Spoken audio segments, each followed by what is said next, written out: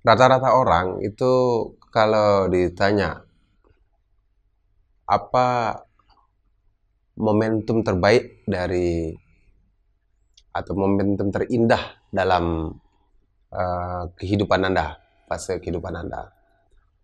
Orang akan biasanya cenderung mengingat hal-hal yang dianggapnya tanda kutip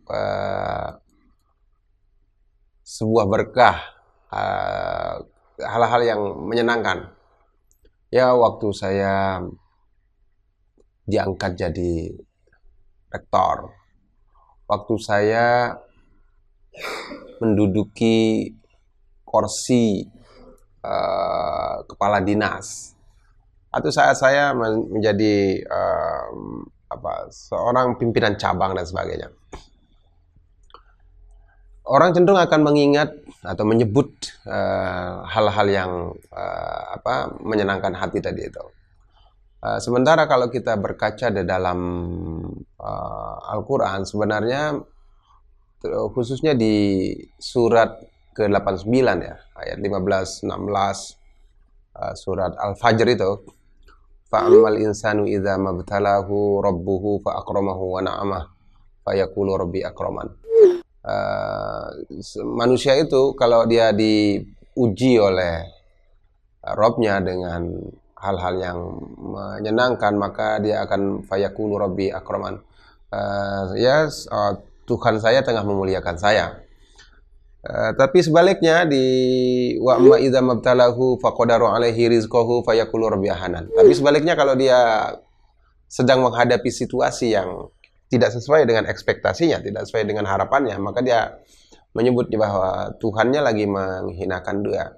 Sementara di dalam ayat itu Allah menggunakan baik ketika hal yang menyenangkan tadi itu sama-sama sebagai sebuah bentuk ujian.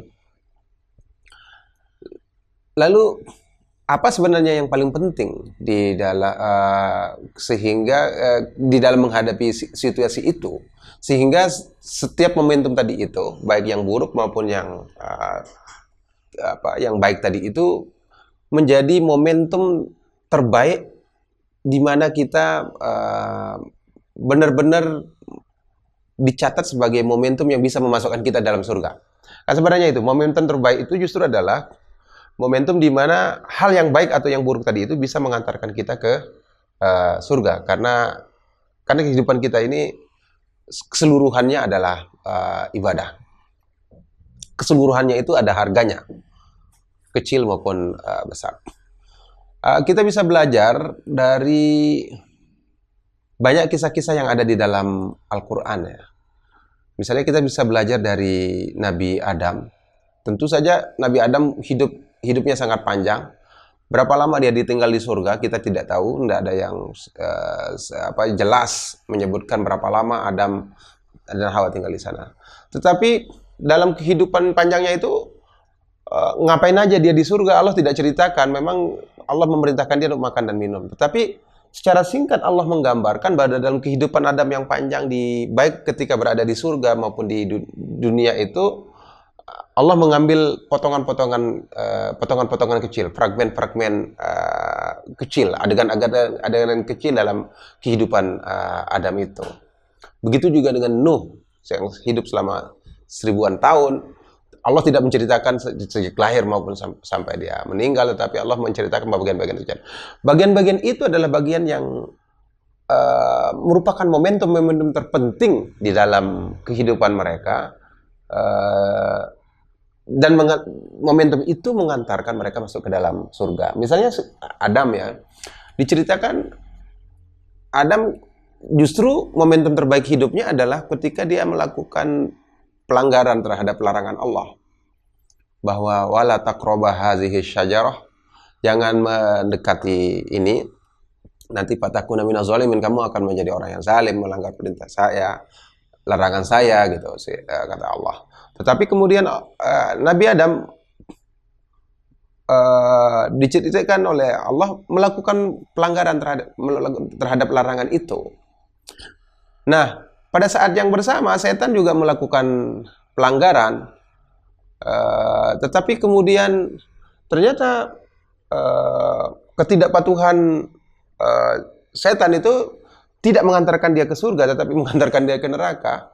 Sementara pelanggaran dari Adam itu tetap tidak menjatuhkan kemuliaan Adam, bahkan dia mengantarkan Adam kepada kemuliaan.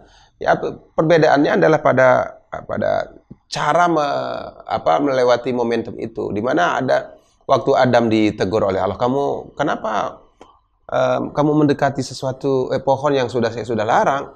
Lalu di dalam hati Adam ada rasa penyesalan yang luar biasa, dan dia mengucapkan doa bahwa dia mengakui kesalahan itu. Rabbana zalamna anfusana wa illam taghfir lana wa tarhamna lanakunanna minal khasirin. Sungguh kami menzalimi diri saya. Kalau Engkau tidak mengampuni lalu tidak menyayangi kami, sungguh kami bagian dari orang-orang yang menzalimi diri. Begitu juga dengan Nabi Musa ya. Nabi Musa, padahal dia adalah salah satu nabi terbesar di dalam ajaran Islam, tetapi Nabi Musa diceritakan juga sisi, tanda kutip, sisi buruknya, momentum terburuk dia di dalam hidupnya, yaitu ketika dia melakukan pembunuhan terhadap orang. Ya, pembunuhan itu dilakukan tidak secara sengaja. Jadi itu diceritakan dalam surat Al-Qasas, itu surat ke-27 ayat 15, 16, 17 dan seterusnya ya. Bahwa diceritakan ada kholal madinata ala hini ghaflatin min ahliha fawajada fiha rajulaini yaqtatilan. Jadi dia masuk di waktu siang, orang lagi melakukan kailulah, tidur.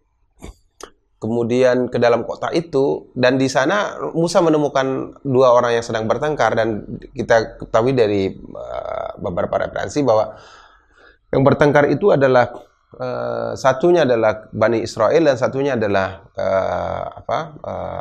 kaumnya Fir'aun. Lalu ada keinginan dari Nabi Musa saja, perasaan subjektivitas dia, perasaan kesukaan dia bangkit, lalu dia membela orang yang Bani Israel itu, karena Bani Israel itu posisinya lebih lemah, dia adalah budak pada saat itu, dia disiksa oleh petugas kerajaan itu, dan secara tidak sayang fawakazamu Musa faqada alaih. Jadi Musa mengambil tindakan, dipukul lalu mati orang itu. Nah, sebagai seorang nabi tentu saja calon nabi yang melakukan pembunuhan ini kan sebenarnya dari kacamata kita nggak elok gitu. Dia melakukan momentum kehidupan yang buruk lah ya. Nah, tetapi yang terbaik dari itu semua adalah kemudian Nabi Musa menyesali perbuatan itu. Di ayat berikutnya Nabi Musa menyesalinya, kemudian dia bertobat, bahwa Nabi Musa langsung mengatakan, Robbi ini zalamtu nafsi faghfirli. Saya telah mendalimi diri saya, wahai Tuhanku, ampuni saya. Dan yang menarik adalah episode ini adalah episode sebelum Nabi Musa menjadi nabi. Kemudian faghfaralah, Allah lalu mengampuni dia. Jadi ini juga menunjukkan bahwa setiap kesalahan-kesalahan itu kalau segera kita lakukan pertobatan, Allah juga akan langsung meresponnya. Nah, jadi balik lagi ke banyak kisah-kisah dalam Al-Quran itu, seperti Nabi Yunus juga misalnya. Nabi Yunus justru dia momentum terbaik dia yang dianggap oleh Allah itu ketika dia melakukan pelanggaran, meninggalkan medan dakwah sebelum ada perintah. Lalu akhirnya dia dihukum oleh Allah dengan cara ceburkan ke dalam laut lalu dimakan oleh Nun. Nah, di sana dia melakukan pertobatan itu, menyesal dan lalu berdoa. Nah, momentum-momentum inilah yang kemudian dicatat oleh Allah sebagai momentum terbaik dari kehidupan nabi-nabi itu. Nah, jadi apa pelajaran yang bisa kita petik dari itu semua? Jadi kita bisa mengetahui bahwa momentum terbaik seseorang ketika hidup di dunia itu yang bisa mengantarkannya ke dalam surga itu adalah momentum di mana hatinya memang betul-betul tertaut kepada Allah Subhanahu wa taala. Ada perasaan menyesal, ada perasaan bersalah, ada perasaan berharap, seperti Nabi Yunus tadi, satu-satunya bertawakal penuh. Jadi di mana pada saat hati kita paling dekat, paling berharap sama Allah, disitulah momentum terbaik dari seorang manusia. Dalam kisah dalam perspektif lain juga, jadi tidak penting juga kita memperhatikan besar atau kecilnya posisi kita yang kita ambil. Jadi momentum, kadang-kadang orang kan berkata ya selama di dunia dia adalah orang biasa, saya orang biasa, saya nggak punya peranan agak penting. Saya berpikir bahwa saya I am nothing gitu. Nah, jadi pola pikir ini harus diubah. Bayangkan kalau misalnya tiba-tiba Anda mendapat undangan untuk menjadi pemain figuran di dalam film yang dibuat oleh Steven Spielberg misalnya. Anda diundang jadi Jurassic Park. Bahkan Anda ketika itu muncul sepersekian detik di dalam film itu sebagai katakanlah korban dari Jurassic-nya. Ketika Anda dimakan oleh si Jurassic-nya hanya sekian detik Anda terkoyak-koyak di situ. Sebagai seorang yang diundang oleh Steven Spielberg, Anda akan mengatakan memiliki kebanggaan biasa. Anda akan bercerita kemana-mana. Ya, saya pernah lihat ada artis yang ya seumur hidupnya jadi pemain figuran itu, tapi dia senang minta ampun dia apa itu sebagai bagian dari prestasi dia. Jadi orang akan relatif akan menganggap bahwa undangan atau keterlibatan dia dalam sebuah proyek-proyek besar yang dilakukan oleh orang-orang besar, misalnya tadi itu Jurassic Park termasuk film besar dilakukan oleh orang-orang besar, sutradara yang sudah terkenal, itu sebuah kebanggaan, sebuah kebahagiaan. Nah, sekarang Anda di dalam kehidupan di dunia ini diundang oleh maha sutradara yaitu Allah untuk melengkapi skenario terbesarnya, film yang mahanya Allah kehidupan ini, dan Anda lakukan itu. Dan ada pemain figuran dalam kacamata Allah, semuanya bekerja, semuanya berjuang, semuanya itu mengarah pada terpenuhinya, tersempurnakannya skenario yang dibuat oleh Allah Subhanahu wa taala. Jadi tidak penting apa peran Anda, tidak penting apa posisi Anda di dunia, tidak atau besar ataupun kecil, semuanya sama di depan Allah Subhanahu wa taala. Sesuai dengan makanya kita mengenal fattaqullaha mastata'tum itu, bahwa kalian itu sebenarnya bertakwa, beramal itu ya sekadar pada kemampuan Anda. Nah, di dalam kisah Musa lanjutan di Al-Qasas tadi itu ada episode di mana dimunculkan oleh Allah Subhanahu wa taala ketika setelah dia melakukan pembunuhan secara tidak sengaja oleh Nabi Musa itu, Nabi Musa merasa takut, tetapi besok harinya dia bertemu dengan orang yang sama, orang yang kemarin ditolongnya dari kaumnya. Kali ini dia bertengkar lagi sama orang lain. Nah, lalu Musa ya karena dimintain tolong dia mau oke saja, dia mau membantu temannya itu.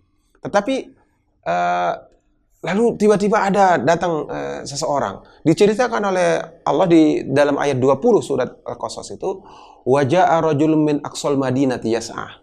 Qala ya Musa innal mala'u ya'tamiru bika liyaqtuluk fakhruj inni laka minan nasihin.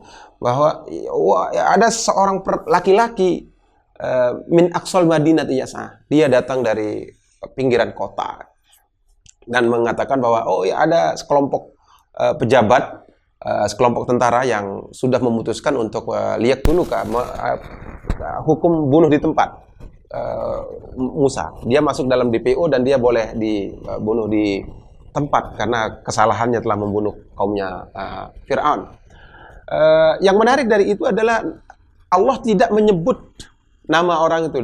Ar-Rajul itu siapa saja, seorang laki-laki, tapi bisa siapa saja dia, dan tidak disebutkan di mana posisinya, siapa dia, apa hubungannya dengan Nabi Musa. Jadi sama dengan di ayat 20 di surat Yasin itu yang ketika ada Rasul yang memberikan amar ma'ruf nahi mungkar ke sebuah kota, lalu orang-orang tidak mentaatinya. Di dalam itu persis di ayat 20 itu, pada ayat yang sama dengan ayat Al-Qasas itu juga Allah memakai terminologi yang sama. Wajah rajulun min aqsal madinah ya qala ya qaumit tabi'ul mursalin.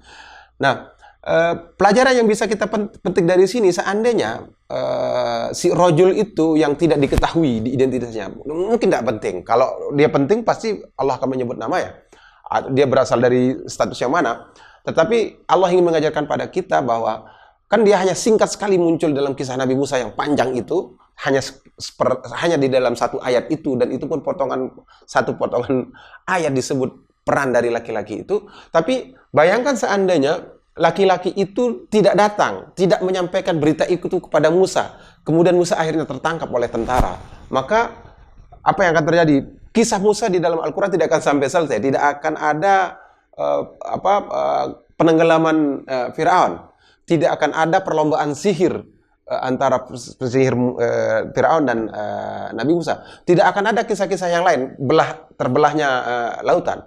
Seandainya laki-laki itu yang secara singkat digambarkan di dalam potongan skenario Allah itu, bahwa dia datang memberitahukan Musa, Musa ada sekelompok pejabat, sekelompok tentara mau mengejarmu. Musa mati, maka skenario Allah tidak akan berjalan. Nah, jadi dari sini kita belajar soal tadi itu, bahwa semua kita bekerja, semua kita memainkan peranan yang penting, yaitu peranan kita mewujudkan, menggenapkan, menyempurnakan skenario yang dibuat oleh Maha Sutradara, yaitu Allah Subhanahu wa taala. Dan semuanya itu bernilai ibadah di hadapan Allah Subhanahu wa taala. Mudah-mudahan apa yang saya sampaikan ini bermanfaat buat bisa menginspirasi saya dan antum semua. Subhanakallahumma wa bihamdika asyhadu an la ilaha illa anta astaghfiruka wa atubu ilaik. Assalamualaikum warahmatullahi wabarakatuh.